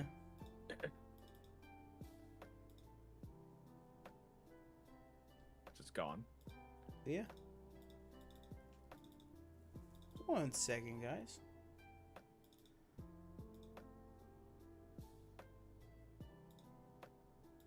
There we go. I don't know what that was about. All right, one more time, guys. Sorry about that. Good thing I caught that. Yeah. All right.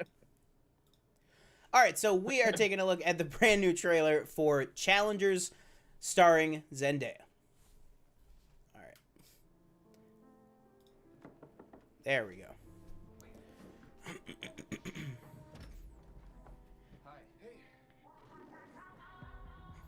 Man. Tashi Duncan, she's gonna turn a whole family into millionaires. She'll have a fashion line, a foundation. These shots look so good. You were incredible today. Thank you. I mean, it wasn't even like tennis. It was an entirely different game. Wow. Hey, come hang out with us later. Want me to come tuck you in? No, we can just keep talking. Zendaya looks so good in this. How often does this happen? Going after the same girl? Not as often as you think. We usually have different types. So you're saying I should be flattered? Aren't you everybody's type? Come here. Which They made her look so young in this. I mean, obviously Yeah, she I is know, young, that's but what I like, was thinking. I thought this was a tennis movie. man, oh, that shot of him catching the ball is like, oh. Makes you think I want someone to be in love with me?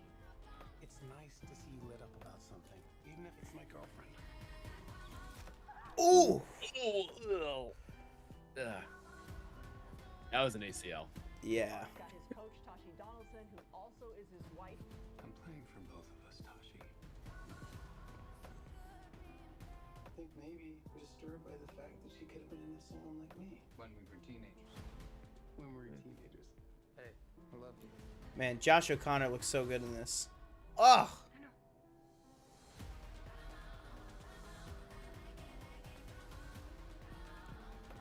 You don't know what tennis is. It's a relationship. Oh, the way that the camera is shooting those tennis scenes is insane. I'm taking such good care of the little white boys. I assume you planned this? Not this part.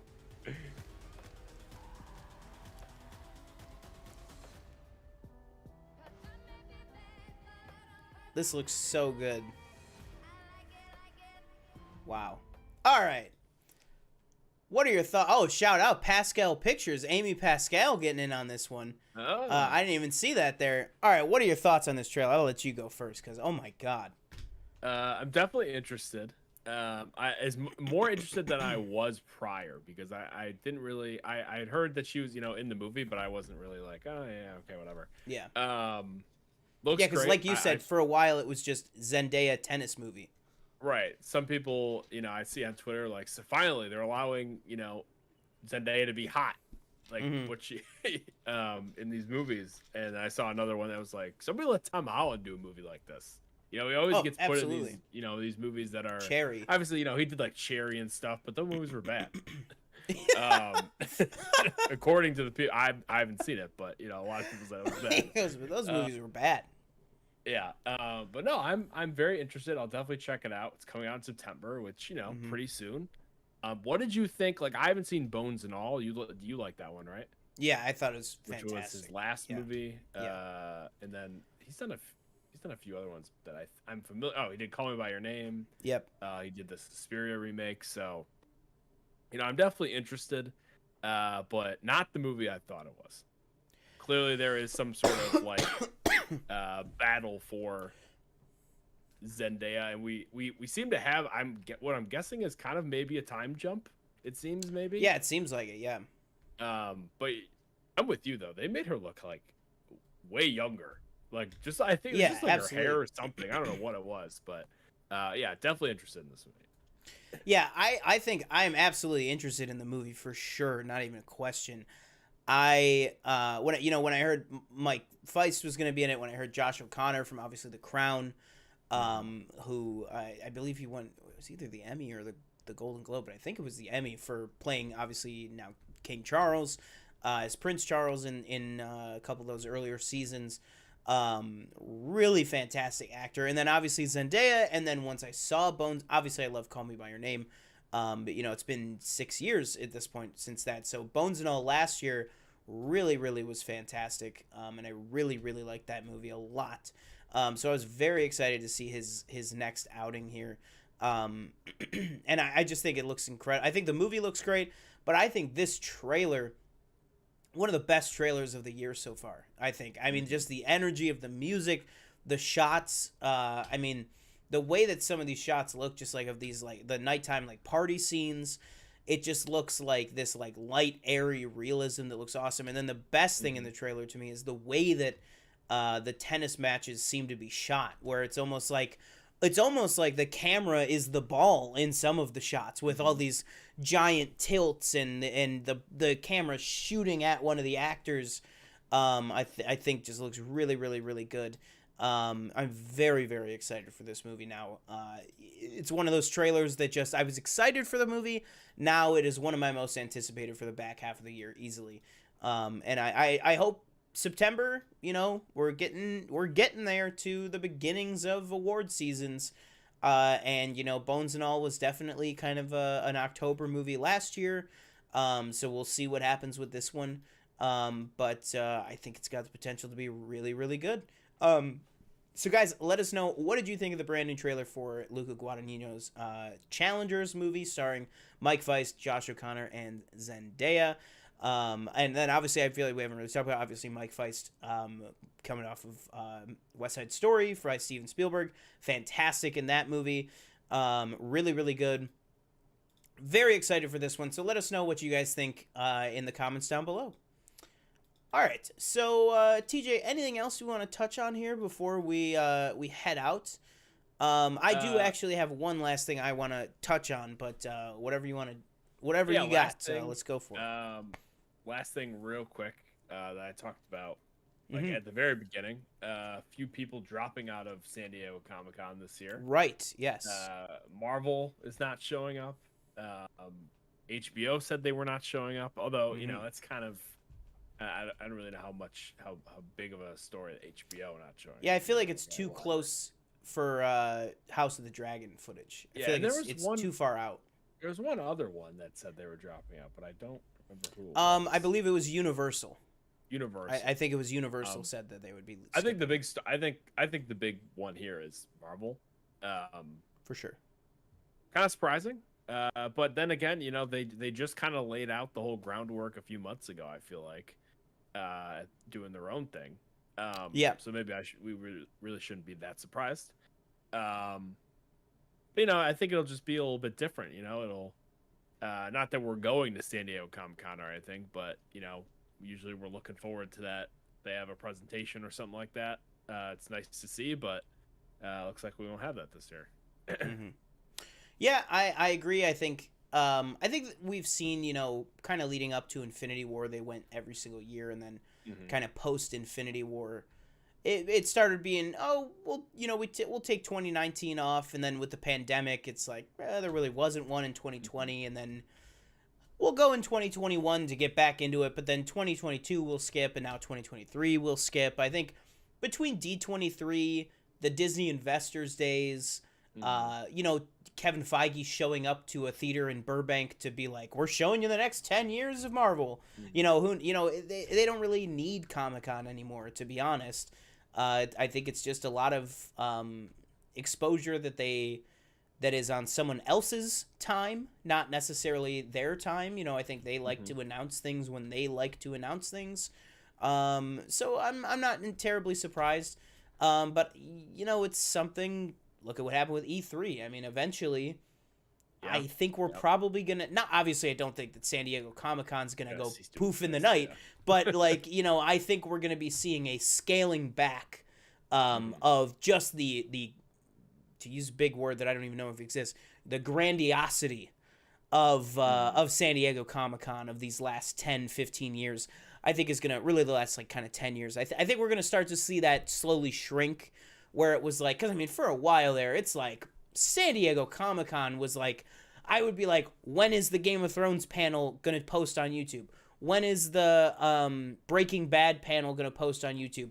When is the Flash, the Arrow, the Legends of Tomorrow, the Supergirl panel? When is the Marvel panel? When is the DC panel? It was just crazy the amount of panels and these big, named IPs had to go to Comic-Con. It was an essential point to promote your product. And now I think we're just kind of living in a post-that era.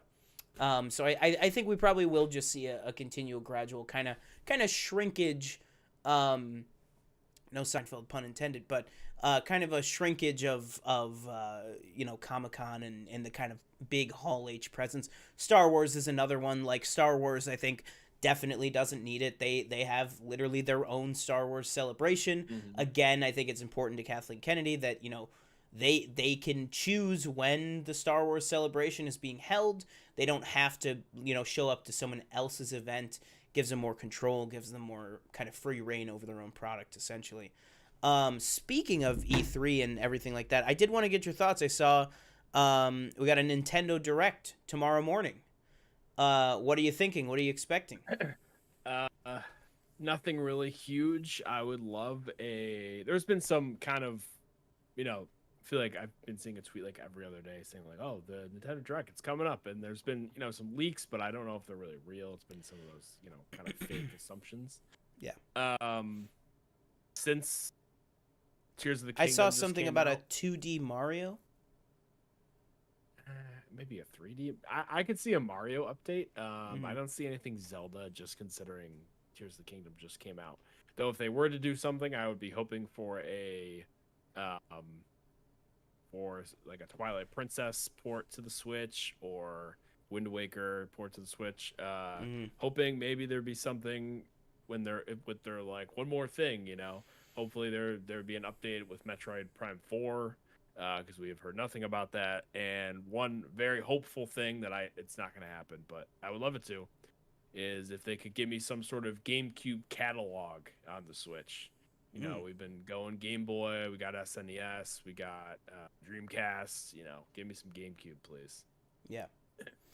Awesome. Last thing I wanted to touch on here before we head out is, I don't know about you, but this is a very important thing to me. And that is, what the heck? And that is, I don't know if you've been keeping up with this, man. The iCarly reboot.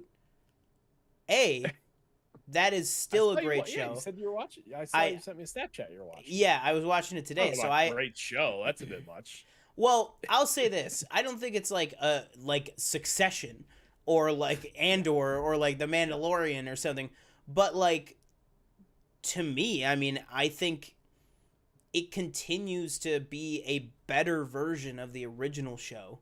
I think they continue to write the characters with brains and with actual emotions and stuff that I'm constantly surprised that when things happen, you know, it's not just kind of washed away. Like, there's a big moment that I'll get to in a second that, well... The big headline here is the end game finally happened. As Carly and Freddie are together, finally after, you know, however many years it's been, 15 years or something like that. But one of the things I loved about that, so me and Brianna sat down and we watched. We finished where we left off in season 2, and then we got caught up with season 3 because I thought when I saw that news that they got together, I thought it was the season 3 finale. That was the second episode of season 3. Oh, wow. Okay. So, like, all of season 3 seems to be about, you know, now they're deciding whether or not they want to announce it on the show, everything like that, like, how will the fans react and stuff. So it's, like, interesting stuff. Like, it's not just like, oh, we're together and now everything's fine. It's like, whoa, we got together. How do we tell our audience? How do we tell our extended family? You know, we've been dealing with the pressure of like, why don't you two just get together already our whole lives? And like, how do you deal with that? So I thought that was interesting. Also, I thought it was really interesting that when they had it be, I can't believe I'm going this deep in iCarly, but honestly, the writing is pretty good in terms of the plot and the story. Sure, it's corny, just like the old show was, but, you know, that doesn't mean that it can't also be good. Like, it's Carly who is trying to confess her feelings to Freddie. And, you know, she's just kind of like, I'm ready. And he's like, you strung me along for, like, a decade. I don't know if I want to be with you. Like, and I kind of like, genuinely, Nathan Kress's performance was, like, pretty good. And I was like, wow, for a Paramount Plus, like, Nickelodeon revival show, I was, like, getting emotional. I couldn't believe it. So that, I just want to throw a couple thoughts on the iCarly reboot in there. Real quick. Yeah, me and Danielle stopped, I'd say. We watched season 1. We've watched season 2, episodes 1 through 3. We're kind of just stuck. Yeah. I will tell you this. That's exactly where we fell off. I would say you could just start with season 3. Okay, I was gonna say, is season 2 probably the worst one in your opinion? Because yeah, we were struggling because Danielle was like, oh, I kind of want to finish it, and we watched episode 3, and she was like, you could just turn it off. Yeah, I would just jump to season 3. Okay, and then did you see the Zoe 102 trailer? I did. Did you see that? I did. What are your thoughts? It was interesting. I'm definitely gonna check it out. I don't have. I wouldn't say I have the biggest affinity to Zoe 101. I watched it. I watched the finale. But. I got one question for you. Yeah. Are you ready? No. But yeah, it looks interesting. I literally turned it on because we watched the trailer right after we caught up with iCarly, and I was like, I will guarantee, because this one's just like a movie. It's just like a special. Mm-hmm. It's not like an actual show like iCarly. And I was like, I will almost guarantee you that this is not going to seem as good as the iCarly reboot. And I don't think that it did.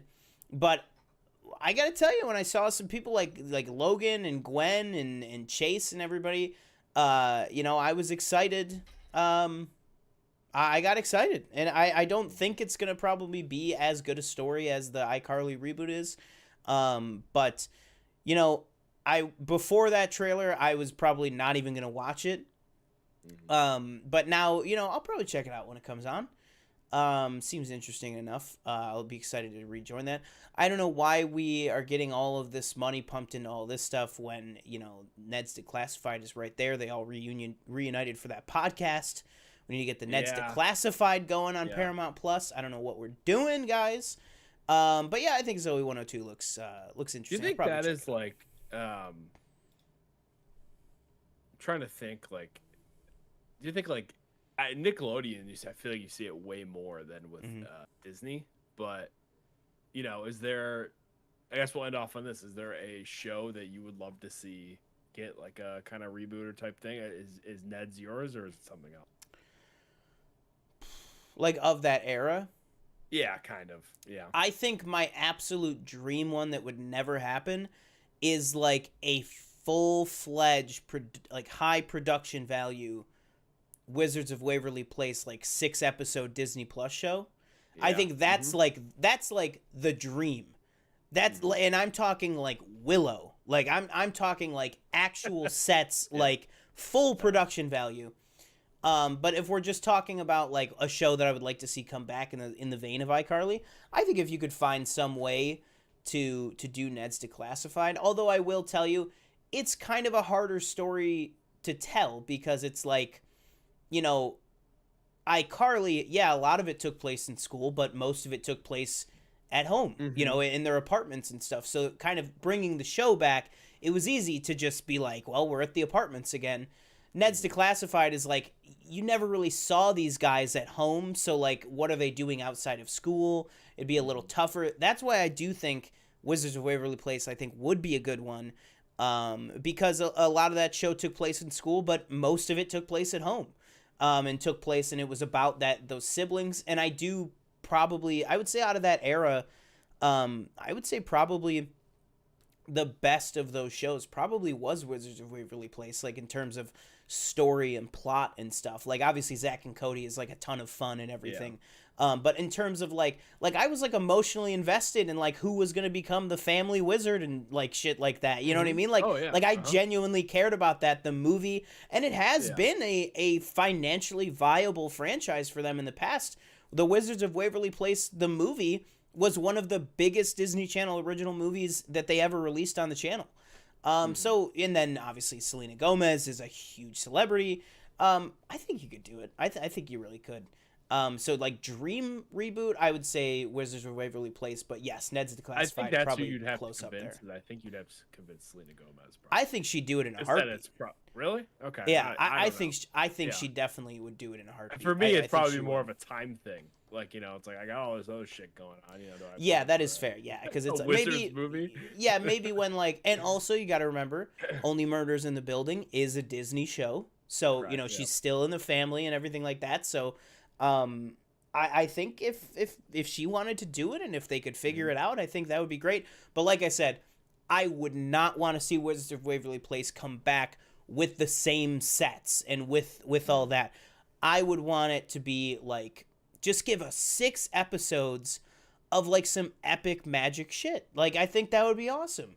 But yeah, guys, what I don't know how we ended up here, but what Nickelodeon, Disney, maybe even, you know, what animated show from Cartoon Network, maybe even you want to see Johnny Bravo come back for a Max original. You know, I don't know, but Dexter's Laboratory, maybe. I think you could do a lot with the Cartoon Network shows as well. Oh, got it. Grown Up Johnny Test. What's he doing? Give me a Johnny Test Adult Swim series. That would be my Cartoon Network pick. There you go. I picked one per network. Let us know what reboots, what, you know, old school Disney, Nickelodeon, Cartoon Network show would you want to see rebooted in this streaming day and age. Let us know that down below. Let us know what you thought of the Challengers trailer, the Kraven trailer. What were your thoughts on The Flash? Try to keep it a little spoiler free if people haven't seen the movie yet. Everything like that. Guys, thank you so much for joining us. That will do it for me. I have been one of your hosts, Sean Monk. And I've been your other host, TJ Cornwell. Thank you for watching. Please follow us on the podcast feed. Check out some of our other reactions and videos on the channel. Follow us on our social media, TikTok, Twitter, Instagram. We will see you next time. Boom.